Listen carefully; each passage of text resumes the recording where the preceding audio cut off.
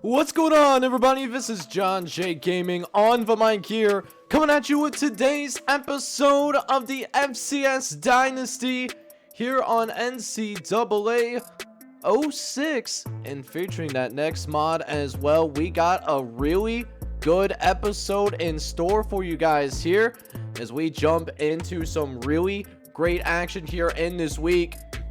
And we got James Madison taking on the Maine Black Bears to start things out. Multiple automatic qualifier bids on the line, but first we're going to check out this James Madison squad led by Stephen Rogers, who throws it on a rope to David Thorne. It's going to be a gain of 29 to start this game, and that sophomore wide receiver is someone to watch out for. He is currently on the Heisman watch list as Rogers looks over to the left-hand side, gets it out, and it's a fumble on the ground. It's going to be recovered by the Maine Black Bears. I can't believe it right now. You absolutely hate to see it. Not what you're trying to do if you're trying to, win this football game. And Maine, those Maine Black Bears, they did pull an upset against New Hampshire last year. And we'll see if Flash Williams can be a flash in the pan once again as he's going to throw one downfield. It's going to be caught. It's going to be inside the 20. He's going to stay on his feet as well, and that is going to be a touchdown for Maine.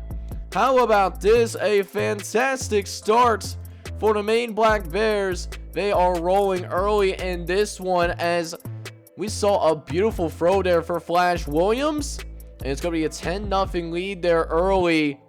So we'll see what Stephen Rogers has in store for this squad, trying to get his team back in the game. He's going to get it out to Brent Andrauzi, who had the fumble earlier, but the true freshman, he is going to go ahead and make up for it here, as that is going to get James Madison on the board for the very first time today.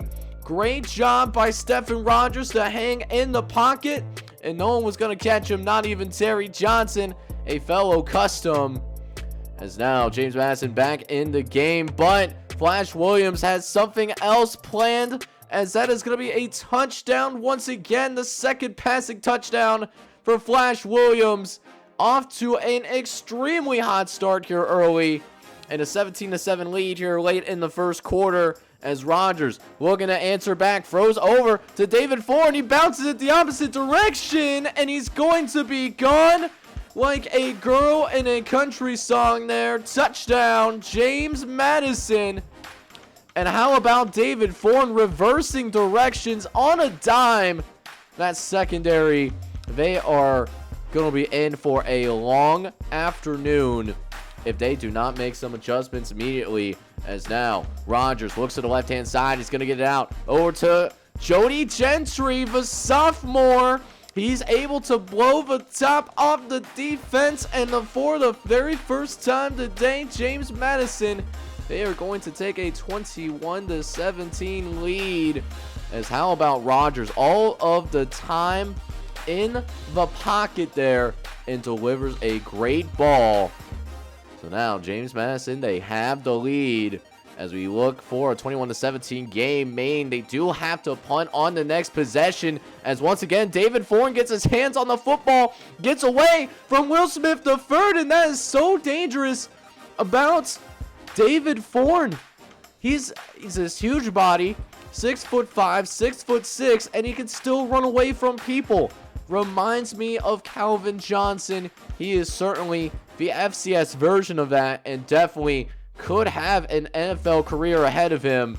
As now Flash Williams going to throw to the left hand side, gets it back out to the tight end, and the tight end all by himself, one man left to beat, doesn't get tracked down to about the 30-yard line.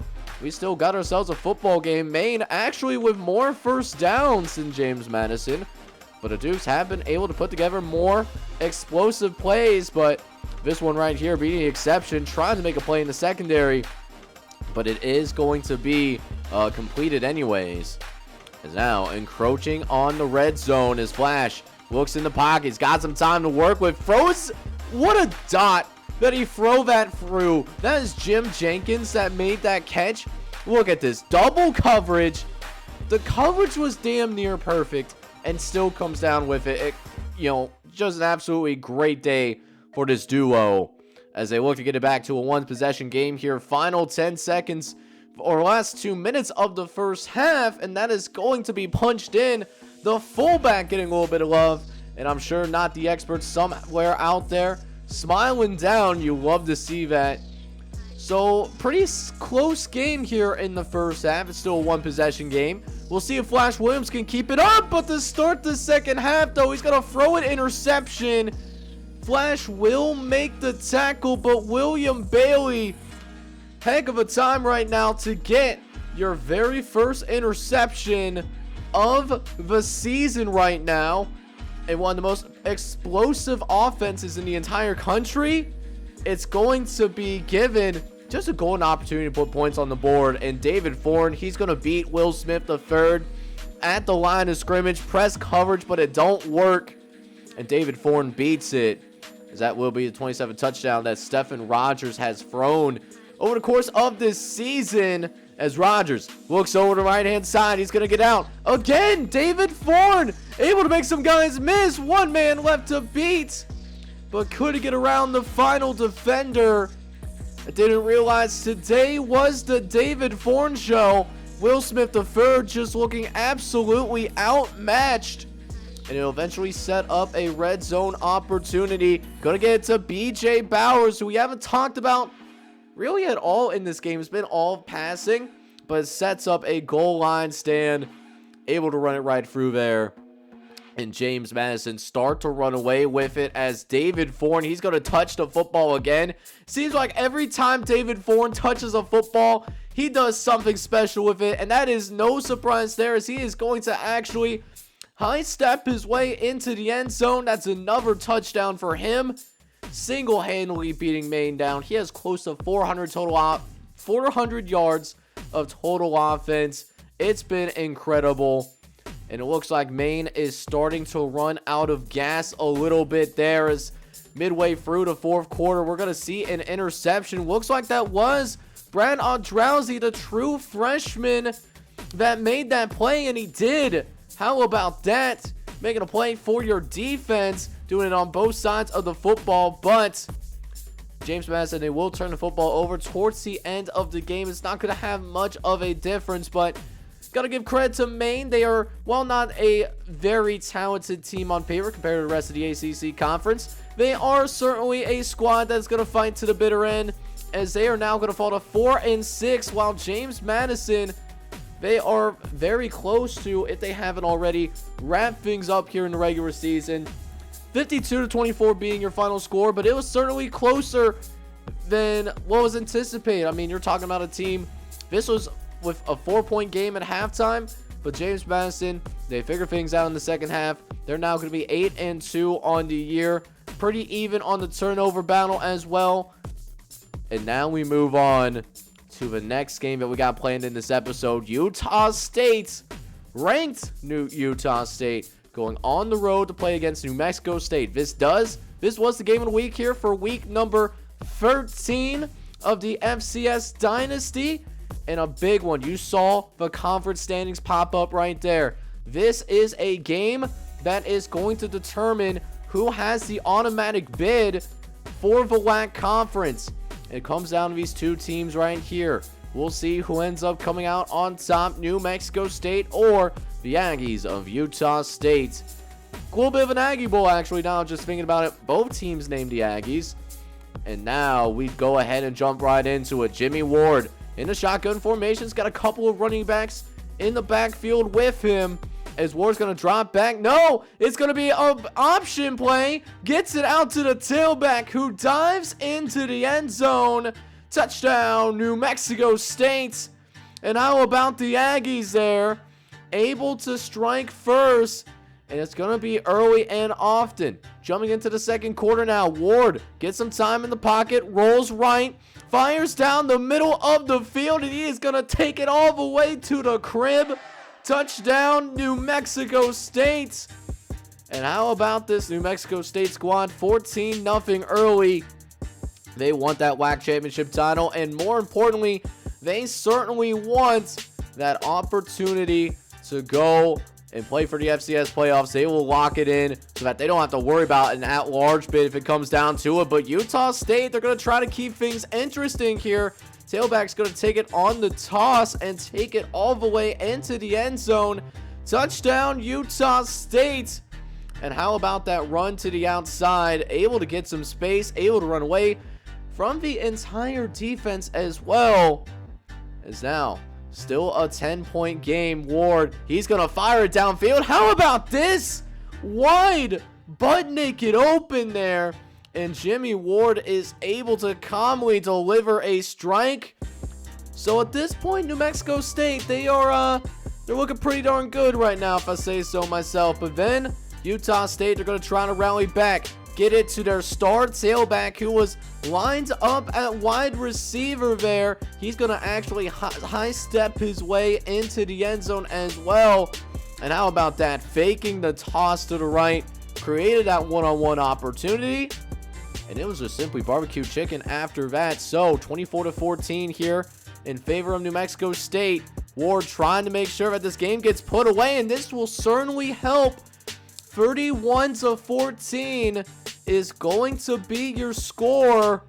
And how about Ward running it into the end zone himself, showing some toughness. And Utah State 1 quarter away from losing the de facto WAC championship. We'll see if there's going to be a rally here. And oh my, how about that? You love to see it coming up and making a huge play. Surprised that he got it out there as far as he did. It seemed like it was a little bit of a lame duck.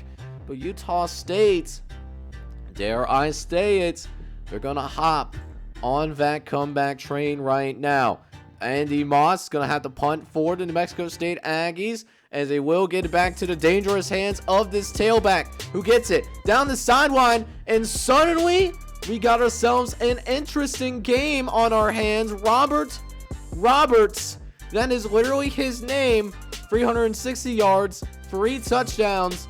And we saw David Foreign with 404. We'll see if he challenges that. Is now 38-21. It's going to be intercepted on the next New Mexico State possession. It gets taken all the way back to the crib.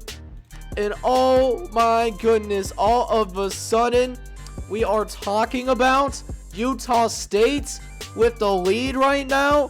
Are you kidding me? How about an absolute collapse for New Mexico State, as Utah State, they are going to finish the season 9-2, but not only that, they are going to be champions of the WAC conference. How about that? So Utah State, they know that they are going to be back into the FCS playoffs. Meanwhile, New Mexico State still should be in 8-2, still a great year. As long as they win next week here in week number 14, they should also be in there in the playoffs.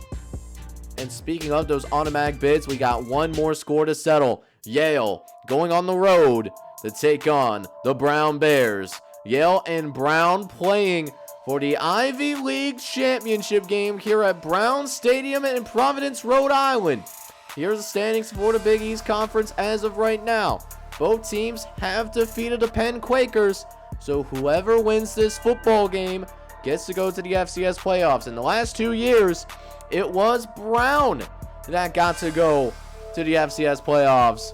We'll see if they come back for their 3rd time in this series, or do the Yale Bulldogs finally surpass them? Big moment for them on the road, as Adam Abrams going to start by dropping back. And sometimes it is simply better to be lucky than it is to be good. How about that? So it was tipped by the defender. It was good coverage, but couldn't bring it in. That was a difficult spinning catch to try to, corral. And now it's a 7-0 lead for Yale. Next up, we got Josh McCoy, the sophomore custom. He is going to let it loose as well. That is Jonathan Horton with a 48-yard reception there. How about that to get things going, as that is going to set up a red zone opportunity. We'll see if they can finish it up. We gotta know a play action for Josh McCoy. He's gonna toss it into the end zone. Touchdown, Brown. And it looks like it was supposed to be a run originally, but looks like a little bit of miscommunication. So we got ourselves a tied football games. A close one here for the Ivy Championship. As now, Abrams going to hand it off. He's going to find some space on the perimeter. He's got one man left to beat, but does not get away from the final defender as Jason Avery. How about this 30-yard run that will carry the Yale Bulldogs past midfield? As later on in the drive, 1st and 10 from the 28-yard line. Dropping back, he's going to look. Abrams is going to take a sack. Is it going to be recovered by Brown? Yes, it is. Justin Johnson with the sack. And he's also going to go ahead and get the forced fumble as well. Staying with it. How about that kind of effort? That's what you need for an Ivy Championship game. Unfortunately, Brown cannot do anything after the turnover, so they have to go ahead and punt this football away as Justin Avery, he's going to take it down the sideline. He gets away from the punter as well, and he is going to be gone like a girl in a country song. Touchdown, Yale. And Justin Avery just gave his Yale Bulldogs the lead here in this de facto Ivy League Conference Championship game. And speaking of Avery, he's going to get loose again. Next possession, Avery putting the team on his back, though. Call him Greg Jennings. If you know, you know. 80-yard touchdown run. How about it? As Yale is going to take a 21-7 lead, and that was just a massive, wide, butt naked open hole. I could have ran through that, and I was just a Division III cross-country runner. But it's not over yet here in this first quarter. Abrams trying to get a play to end the first quarter, and he does. How about hanging in the pocket there, as he was certainly facing some pressure, but still delivers a pretty solid football there. This might be a coming out party for Adam Abrams, as we have not really tracked Yale over the course of this season, but they are getting some attention right now, and they are taking full advantage of it. Touchdown, Yale, taking on this two-time defending Ivy League champions, and Abrams is just simply tossing them to the side right now, torching the Browns secondary in a 3-score lead. Brown is going to desperately need a spark if they want to make sure that they can punch their ticket to the Ivy League championship and the FCS playoffs, and we might get it right here as Justin Horton's going to take it down the sideline. Touchdown, Brown. That's exactly what they needed.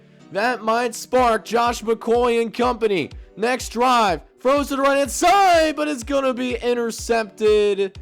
Trying to target Jason Horton there, but it looks like Yale had the double coverage on, and it's simply not a great decision there. Probably should have tried to run with it instead, because to be honest, nobody was really open there. I'm going to keep it 100 with you. But just like Brown, Yale could not do anything after the turnover, so neither team does score after the turnover. But Justin Horton, when you punt to him, you might as well call it one, as he's going to take it to the crib. Touchdown, Brown. And the Bears are back in this game. We'll see if Yale has a second punch in him. Avery down the sideline. He's going to get a good run there. Going to be marked down at about the 30-yard line. Great running there, but a Bulldogs tailback. As now, 3rd and short later on in the drive. They go back to Avery. He's got a hole and runs right through it. Touchdown, Yale. Make that 35-21. We got ourselves a shootout on our hands, and I would not have it any other way, as Josh McCoy can do some things as well. Gets it out to the tight end, and that's going to be good for the first down. We've seen a lot of fireworks here early in this game through the first half. We'll see if that remains here in the second half, as Josh McCoy needs a couple of touchdowns. Throws to the left-hand side. It's going to be incomplete there. And how about that hit over the middle? That was going to be completed, but my man had no chance. So now it's 3rd and long. They tried to run for the first down. but Yale is not fooled. So 4th and 10, outside of field goal range, and they're going to go for it. McCoy going to go for it all, call it all or nothing, and it's going to be a touchdown for Brown. Justin Horton getting his hands on the ball again, one-on-one, and it's now just a one-possession game. Following the touchdown for Brown, they go ahead and kick things off here to a non-capacity crowd here in Rhode Island. Here we go. We got Avery down the sideline. One man with the beat, and we got ourselves a certified bad man. Touchdown, Yale. 42-28 now gonna be your score. And how about taking care of some business right there, flexing on the crowd. And you can certainly hear a squirrel fart right now, but literally next play, the following kickoff. Are we going to be in a Drake song because of the fact that we're going to go back to back? No! It's going to be fumbled, and Yale is going to recover.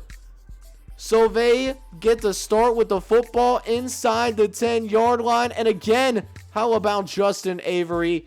He is having himself a day right now. He looks like a 7-year-old kid on Christmas because he is just absolutely having himself a fantastic time.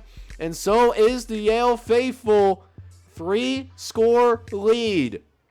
Later on in the third quarter, though, Josh McCoy gets under center. Switch it back to shotgun. He's got some time to throw it downfield and finds Justin Horton.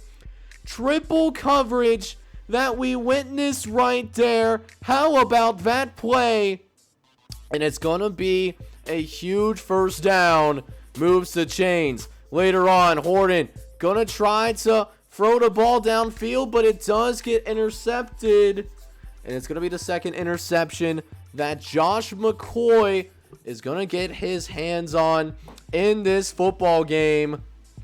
Big trouble for the Brown Bears, as if they lose this game, this will be the first time that they will miss out on the FCS playoffs in this dynasty. So what happens next on this drive is going to be very huge. We'll see if they can be held to a field goal. Fourth quarter now. 1st and 10 from the 10-yard line.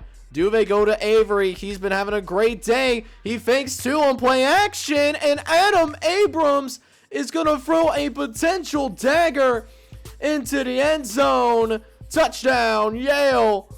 And that's going to be a 50-burger that we are going to witness from the Yale Bulldogs. And we still have a full quarter left to play.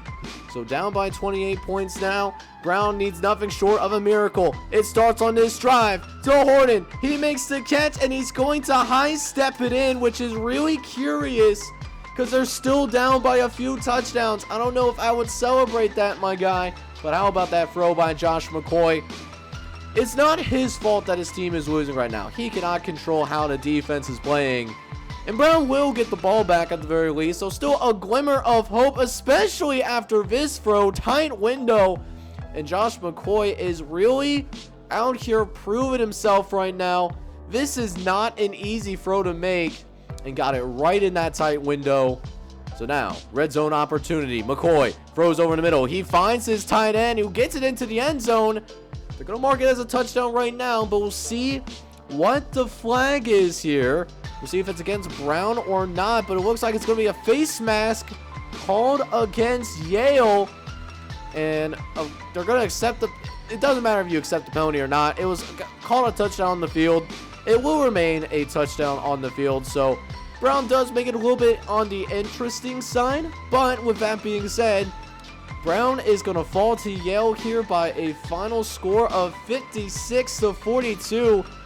Yale's been having a solid season this year, and it looks like Yale, they should be the champions of the Ivy League, and that will mean that Yale, if that holds up, will be going to the FCS playoffs for the very first time. We'll have to see what their seed is, but congratulations to Yale, regardless of how they do in the playoffs. So we have our first studio update of this episode, and oh my goodness, Western Carolina is going to go down as they lose to the Delta Devils, 31-21 being your final score. So Western Carolina falls to 8-3, and we'll see how far they fall in the top 25, but great win for Mississippi Valley State. Meanwhile, Akron, they finished the year 10-1, and they escape narrowly against the Bobcats of Ohio as Akron wins this game 21-20 to finish their regular season as well. Kent State, the defending national champions, also going on the road to take on Rhode Island. Rhode Island will still have a couple of more games left to play. Kent State, they got the wagon wheel, I believe, in the next episode, but Akron does win 35-30, or I should say Kent State does. However, Tulane is going to be in serious trouble in terms of missing out on the FCS playoffs as they lose to Northern Iowa 42-37. What was a shootout that we witnessed. Tulane finished this year 7-4, while Northern Iowa also finishing 7-4. Buffalo also getting themselves closer to getting back into the FCS playoffs. A 28-7 victory over the Bearcats of Sam Houston State, who have now lost 2 straight. Temple also making sure that they secure an FCS playoff bid, winning 45-42 in overtime against the Mean Green of North Texas. That being said, Eastern Kentucky also making sure that their business is being taken care of as they beat Western Kentucky, their rivals, 31-24. Eastern Kentucky moves to 7-3, and one more win should secure a playoff berth. Central Michigan also pretty much solidifying their FCS playoff appearance as they beat Ball State 35-25. Central Michigan should maintain that number 13 ranking. Rice, however, also finishing an undefeated season against Hofstra as Rice wins 36-14. Rice finishes the regular season undefeated and should get a first round bye. So guys, typically I would have 8 FCS games in a week like this, but there was just so many awesome action here in week number 13 that I did decide to go ahead and split it up into 2 episodes. So you saw the first 3 here. Next episode we will have the other 5 games that were showcased here in week number 13. Gonna see teams like Northwestern State, Sacramento State, New Hampshire, and of course a rivalry game between Portland State and Montana, among many others. Some updates to the top 25 poll, all that good stuff. That will be in the next episode. So with that, next time around we will wrap up week number 13 action. But if you like this little teaser here of week number 13, as well as how this episode was formatted, let me know down in the comment section. But with that, make sure you go ahead, smack that like button if you enjoyed today's video, as that does help me out tremendously with the YouTube algorithm. And also, if you're brand new to the channel, you like what you're seeing here with the FCS Dynasty, make sure you go ahead, smack that subscribe button. But with that, this is John J Gaming on the mic signing off. Hoping you're all out there having a good one. Take care, everybody.